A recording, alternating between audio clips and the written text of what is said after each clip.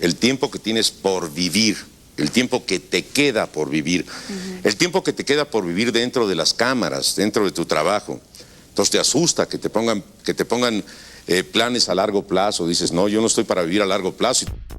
Hace ya varios meses se lanzó en ViX, plataforma de Televisa, un documental de 5 episodios sobre el caso de Paco Stanley, uno de los crímenes más impactantes y mediáticos del país de las últimas décadas, el cual conmocionó a todo México. Esto porque se trataba de uno de los conductores más queridos de la televisión. En su tiempo no lo miré, pero hace poco me volvió a aparecer y decidí ver el episodio gratuito, quedando tan fascinado con el trabajo de investigación que se aventó Diego Osorno y su equipo, que lo terminé viendo por completo. Entonces, como varios de ustedes en Instagram me preguntaron si haría video, decidí hacerles un resumen del documental, agregando al mismo tiempo algunos datos extra para que estén mejor enterados del caso, también por si piensan ver la nueva y ya muy demandada serie de Prime Video. Así que quédate, estás en Ocurrencia TV, comenzamos. Mira esto, Lisa.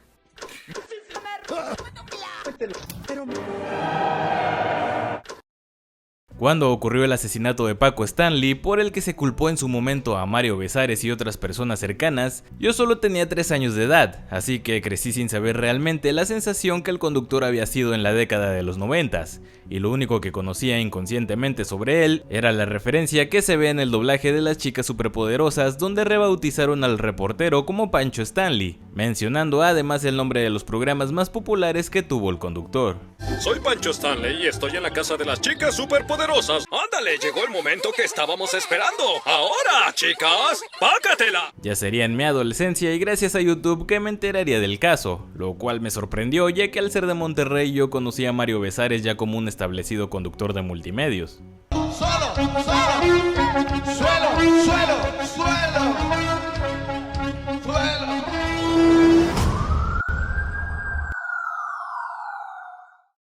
Francisco Jorge Stanley Abaitero, mejor conocido como Paco Stanley, nació un 3 de julio de 1942 en la Ciudad de México. Pese a haber estudiado Derecho y otras materias como Psicología y Mercadotecnia en la UNAM, terminaría inclinándose por el mundo del espectáculo al unirse como locutor en la XCX-AM, lo que a la postre lo llevaría a la televisión en 1974, donde participó en varios programas de Televisa. El Club del Hogar fue un programa iniciado en los años 50 que se dedicaba a promocionar distintos productos y marcas haciendo uso del humor blanco. Este era presentado por el locutor Daniel Pérez Arcaraz y el comediante Francisco Fuentes con su personaje de Madaleno. Llegados los años 80, por desgracia, Pérez Arcaraz fallecería, por lo que Fuentes quedaría a cargo del programa, quien decidió buscar un patiño que le hiciera segunda en la emisión, siendo así como encontraría a su tocayo Paco Stanley, quien viviría una de sus experiencias más importantes relacionadas a la comedia junto a Fuentes, quien rápidamente se convirtió en un maestro que le enseñaría mucho de lo que luego aplicaría a sus propios shows. El fabuloso Club del Hogar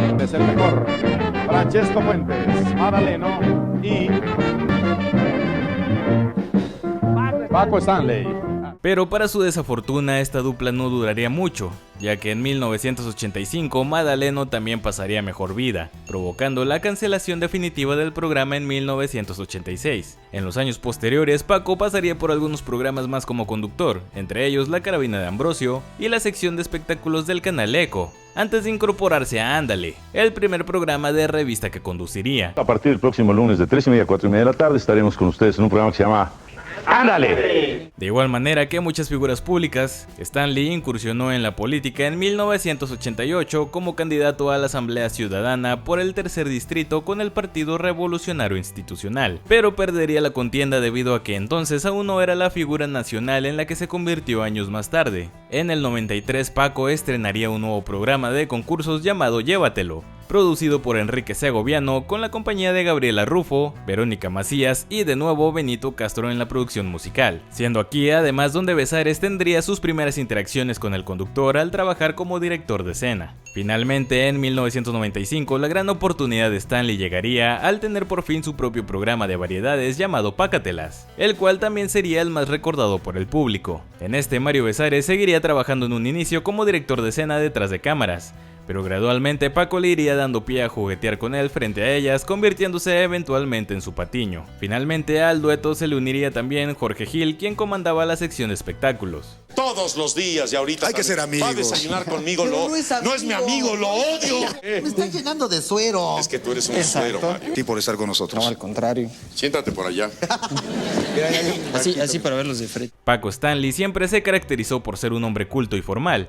En muchos de sus programas acostumbraba a recitar poesía e incluso grabó varios LPs recitando poemas. Personas cercanas a él y que trabajaban en sus programas declararon que siempre fue una persona muy puntual, mientras Mario Besares era todo lo contrario y muchas veces llegaba hasta ya iniciado el programa. Después de 3 años de un éxito rotundo en Pácatelas, de manera casi inesperada, no solo se cancelaría el programa, sino que Stanley dejaría Televisa para siempre, siendo notificado a través de un fax, con un mensaje que le indicaba que se despidiera porque estaba haciendo su último programa, obligándolo a irse de la que había sido su casa de toda la vida tras casi 30 años. Y volteé y me dice, ¿tú crees que me merezca yo esto? Que a través de un pinche fax me corran.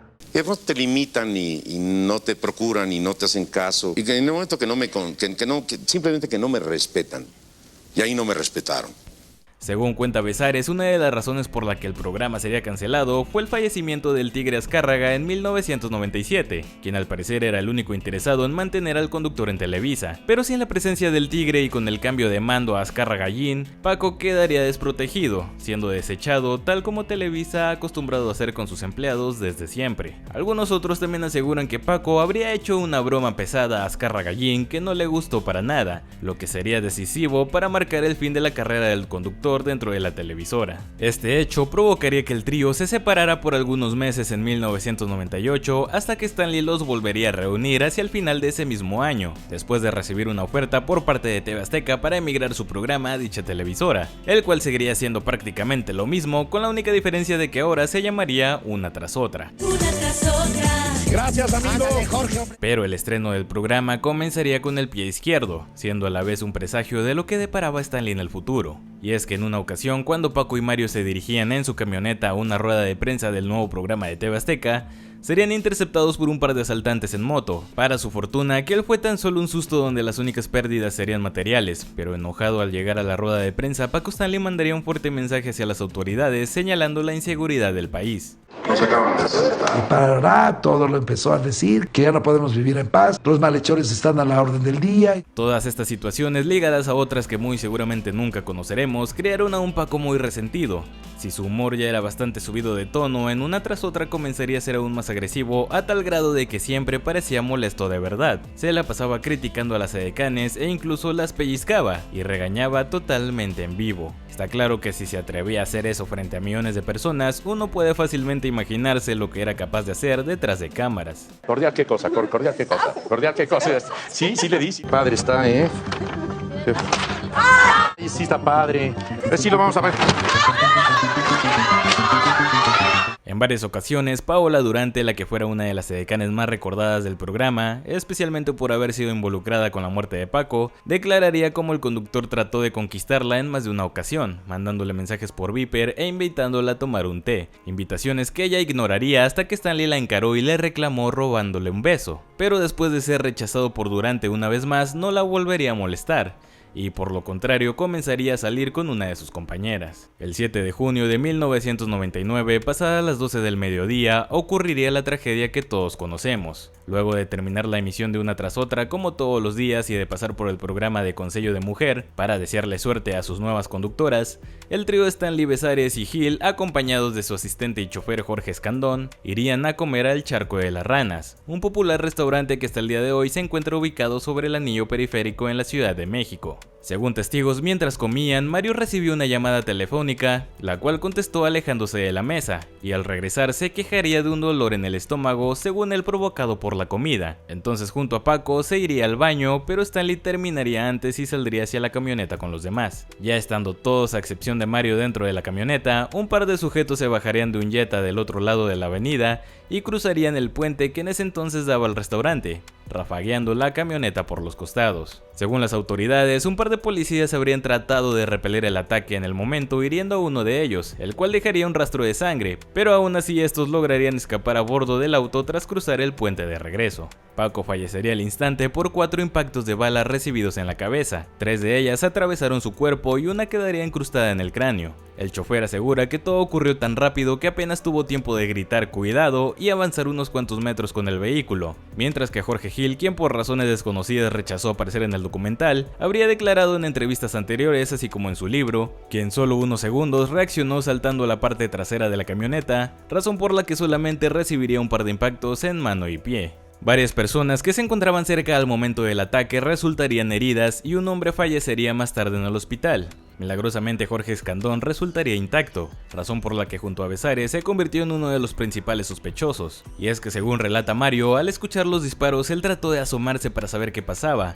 pero uno de los meseros del restaurante le gritaría que se volviera a meter, porque venían por él. Jorge Gil con rencor cuenta en su libro que le sorprendió el hecho de que Mario en ningún momento salió del restaurante para ver lo que había pasado y que ni siquiera fue a visitarlo al hospital. Ante esto Bezares declararía que le fue prohibido hacerlo. Detalles como este hicieron que hasta el día de hoy la gente dude de la inocencia de Mario Bezares, incluyendo detalles extraños como el hecho de que justo el día del ataque Mario llegó tarde al programa y sin avisar apareció de la nada con una férula en el pie izquierdo, cosa con la que Paco bromeó, y que según Mario había sido causado por golpearse un dedo con un mueble de su casa. Que tenía yo una fisura en el dedo, que me puso un trancazo con un mueble. Por patear a sus hijos. No, es que y se movieron. Fue la bronca. Ante el impactante suceso, Ricardo Salinas Pliego, presidente de TV Azteca, lanzaría un fuerte mensaje hacia el gobierno en turno, quejándose de la inseguridad y tachando de incompetentes a las autoridades. Y aquí me gustaría hacer un paréntesis destacando lo serio que se veía este señor en ese entonces, comparándolo con estos días donde es incluso común verlo discutir con desconocidos en Twitter. Además cabe destacar que al ser entrevistado para el documental, a diferencia de aquel día, en esta ocasión se expresó de una manera bastante irrespetuosa hacia Stanley. ¿Y te acuerdas del cortejo fúnebre de Paco Stanley? Es una persona muy querida, el gordo este, ¿no? Con el paso del tiempo, Salinas Pliego también se volvió un sospechoso sobre la muerte del conductor, y la verdad no me parece una idea tan alocada, sobre todo viendo la actitud soberbia del personaje, quien además en el documental aprovecha para minorizar lo sucedido, declarando que para él esto había sido solo un vil asalto y nada más. Una opinión muy distinta a la que tuvo en 1999, donde usó la muerte de Stanley casi como un estandarte para su lucha contra los políticos en turno. Debido al escándalo mediático que traspasó fronteras, el Procurador General de Justicia del Distrito Federal, Samuel del Villar, empezaría una caza de brujas con la finalidad de dar carpetazo al caso lo más pronto posible. Sería por esta misma razón que varios inocentes serían señalados y arraigados en un hotel de mala muerte como posibles culpables, entre ellos el chofer Jorge Escandón y la edecán Paola Durante. El Procurador de Justicia declararía que un interno en prisión llamado Gabriel Valencia había confesado el escuchar a los hermanos Amezcua, líderes del cartel de Colima, planear el ataque hacia Paco Stanley por un ajuste de cuentas, llevándose de corbata a Paola Durante y a Mario Bezares como los cómplices y a Erasmo Pérez Garnica alias el Cholo como el encargado de llevar a cabo el asesinato. Esta declaración sería el último clavo en el ataúd para el caso de los involucrados, quienes serían encarcelados por tiempo indefinido en lo que sus apelaciones avanzaban, siendo así como ambos pasaron 1 año y 7 meses en la cárcel, saliendo gracias a la confesión nuevamente de Gabriel Valencia, quien manifestaría a los medios de comunicación que nada de lo antes dicho era verdad y que había sido presionado por la Procuraduría de Justicia para declarar en contra de los acusados con la promesa de ser liberado de su sentencia, cosa que jamás cumplieron. Entonces al final todo el asunto de los Amezcua involucrados en el asesinato de Paco Stanley había sido una vil invención de la Procuraduría para, como ya lo mencioné, dar carpetazo al asunto y de esta manera cesar los reclamos de los medios y de la gente. Entonces yo les propuse que me sacaran de la cárcel a cambio de que yo declarara. Y todo para que el asesinato de Paco no afectara la campaña a presidencia de Cuauhtémoc Cárdenas, entonces jefe de gobierno. Pese a las múltiples mentiras de los gobernantes y sus secuaces, una cosa es cierta, y es que Paco Stanley no era una inocente palomita, ya que tanto el productor Pepe Cabello como Bezares y el actor Benito Castro confirmaron que Stanley llegó a tener relaciones con gente pesada, especialmente hablando de la época en la que decidió abrir su propio estudio de grabación bautizado como Pavesa, por los nombres de la sociedad entre Paco Stanley, Benito Castro y Salvador Villalobos, empresa que según Pepe Cabello sería financiada en parte por Amado Carrillo, el famoso señor de los cielos. Benito Castro narra cómo un día llegó al estudio y se percató de que habían 2 camionetas con gente armada en la entrada, y al pasar a la oficina de Paco, este se encontraba con el mismo Carrillo, quien fue presentado con Benito y al cual saludaría pero sin dejar de darle la espalda. Mucho gusto, señor. Se quedó, estaba de espaldas a mí, adivino que oigo, mucho gusto, pero no volteó. Y este no sería el único incidente que lo relacionaría con el crimen organizado, ya que más allá del famoso gallinazo o pericazo en el que a Besares se le cae la que muchos dicen era una bolsita de coca, también nos encontramos con la ocasión en la que sin tapujos el famoso conductor leería al aire un mensaje enviado por Mayo Zambada, quien junto al Chapo Guzmán lideraba el cártel de Sinaloa. Mayo Zambada, Culiacán, estamos aquí presentes. Ay, me quemé, ¿verdad? Es que al final vi lo que decían. Por favor, no lo lea en público y lo vi hasta el final. Ya quemé a todo el mundo aquí. De todas las cosas que se inventaría el procurador de justicia sobre la muerte de Stanley, probablemente la más creíble era que tanto él como Mario habían dado positivo a cocaína, y que incluso se les había encontrado un moledor para lo mismo. En definitiva, Stanley tenía muchos secretos, incluso los no relacionados con la delincuencia, como la existencia de su hijo Paul Stanley, el cual era completamente desconocido para el ojo público hasta la muerte de su padre, cuando todo el mundo se enteró de que el conductor tenía un hijo adolescente aparte del mayor Francisco Stanley Jr. y de Leslie, de quien se sabe muy poco. Además también se cuenta Paco habría tenido otro hijo que fallecería de 25 años en 1993. Este sí es el bueno.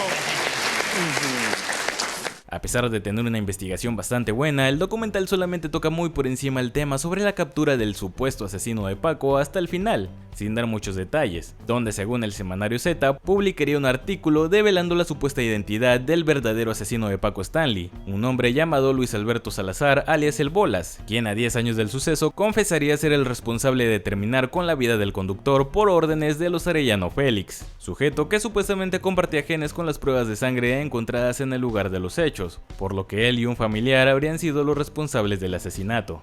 Pero curiosamente, pese a tener pruebas de ello, esta versión resulta ser una de las más ignoradas, siendo más populares otras teorías como que Paco había fungido como prestanombres de Amado Carrillo y al morir este no quiso entregar las propiedades a su nombre, o por supuesto todas aquellas que señalan que Mayito lo pondría en venganza por haberse metido con su esposa Brenda, de quien muchos creen Stanley sería el padre de uno de sus hijos. Honradamente, cheque usted a quién se parece.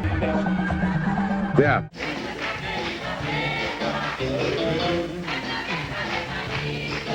Sinceramente, yo tampoco creo que Besares no tenga idea de lo que pasó ese día, pero tampoco me parece que esté inmiscuido a tal grado de mandarlo a matar. Creo que simplemente ambos se metieron en una situación que no pudieron controlar, de la cual Paco terminaría pagando los platos rotos. Tras salir de la cárcel, TV Azteca le daría a Mario su propio programa titulado Ya llegó Mayito, en donde hacía prácticamente lo mismo que Stanley, el cual obviamente no tuvo mucho éxito porque había pasado muy poco de todo lo de Stanley, y que la gente viera cómo quería hacer exactamente lo mismo que el fallecido conductor probablemente no le daba la mejor imagen al público. 5 años más tendrían que transcurrir para que Mario volviera a tener una nueva oportunidad, esta vez en Monterrey dentro de Multimedios, donde estrenaría el programa de Acábatelo. El concepto era el de una cafetería donde varias personas del público se sentaban y comían durante el programa como si fueran clientes, aunque de ahí en fuera lo demás era prácticamente igual que los programas de Stanley, Mayito improvisando, hablando con el público, con los músicos y por supuesto bailaba el gallinazo, que fue donde yo y muchos otros conocimos dicho baile. ¡Gallinazo! ¡Sale!